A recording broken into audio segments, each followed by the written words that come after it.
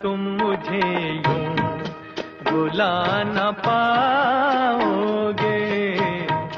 जब कभी भी सुनोगे गीत मेरे, संग संग तुम भी गुनगुनाओगे। हाँ, तुम मुझे यूं भुला न पाओगे, हो तुम मुझे यूं। 4 दशकों तक अपनी जादुई आवाज से मदहोश करने वाले मोहम्मद रफी का जन्म 24 दिसंबर 1924 को अमृतसर के पास एक छोटे से गांव कोटला सुल्तानपुर में हुआ। उनके बचपन के दिन उसी गांव में बीते। गांव में सब उन्हें फीको कह के बुलाया करते थे। 1935 में उनके अब्बा हुजूर लाहौर चले गए। बाद में उनका पूरा परिवार भी लाहौर रवाना हुआ। रफी साहब के अब्बा हुजूर पेशे से नाई थे, तो वो भी सलोन में उनका हाथ बटाने लगे। अपने 6 भाइयों में सबसे छोटे रफी के गाने के हुनर को पहचाना उनके जीजा ने और उन्हें उस्ताद बड़े गुलाम अली साहब से क्लासिकल म्यूजिक की तालीम दिलवाई। बाद में उन्होंने उस्ताद अब्दुल वाहिद खान और पंडित जीवनलाल मट्टू से भी संगीत की शिक्षा ली। 13 साल की उम्र में मोहम्मद रफी ने अपना पहला पब्लिक परफॉर्मेंस दिया, जब उन्हें मौका मिला लेजेंडरी के.एल. सहगल के शो में गाने का। 1942 में पंजाबी फिल्म गुलबलोच के साथ उन्होंने डेब्यू किया एज अ प्लेबैक सिंगर। फिर 1944 में हिंदी सिनेमा में अपनी किस्मत को आजमाने के लिए मोहम्मद रफी बॉम्बे चले आए। वहां लिरिसिस्ट तनवीर नकवी ने उन्हें इंट्रोड्यूस कराया leading film producer Mehboob Khan से।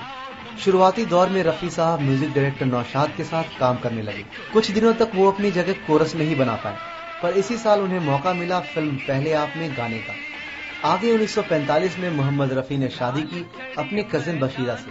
शादी के 2 साल बाद वो वक्त आया जिसका इंतजार मोहम्मद रफी बहुत दिनों से कर रहे थे। उन्हें पहली डुएट हिट मिली सिंगर नूर जहां के साथ फिल्म जुगनू से।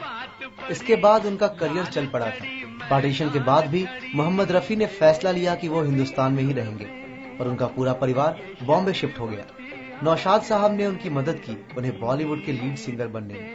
1952 में बैजू बावरा के 2 गीत वो दुनिया के रखवाले और मन तड़पत हरि दर्शन को आज सुपरहिट हुए। इसके बाद रफी के मखमली आवाज की लत पूरी इंडस्ट्री को लग गई।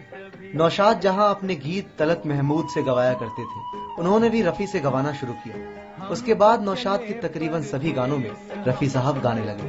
मोहम्मद रफी ने नौशाद के लिए कुल 149 गाने गाए, जिसमें से 81 गाने सोलो थे। 50 से लेकर 70 के दशक तक मोहम्मद रफी छाए रहे। इसी दौरान उन्होंने legendary music directors OP Nayyar, Shankar Jaikishan और एस.डी. बर्मन के साथ भी काम किया। वो फिल्मों में देवानंद की आवाज बने। एस.डी. बर्मन के साथ उन्होंने कई सुपरहिट फिल्में की।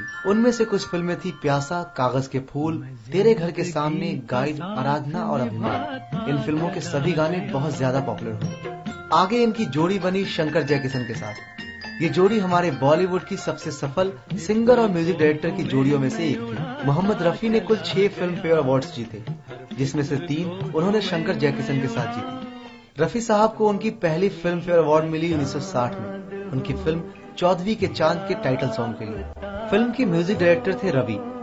1968 में फिल्म नील कमल के सॉन्ग बाबुल की दुआएं लेती जा के लिए रफी को नेशनल अवार्ड भी मिला और इस फिल्म में भी संगीत दिया था रवि ने। रवि के साथ रफी की जोड़ी ने और भी कई हिट सॉन्ग्स दिए। सलाम रफी तुझको लाखों सलाम, हमेशा रहेगा तेरा जग में नाम। सलाम रफी तुझको लाखों सलाम।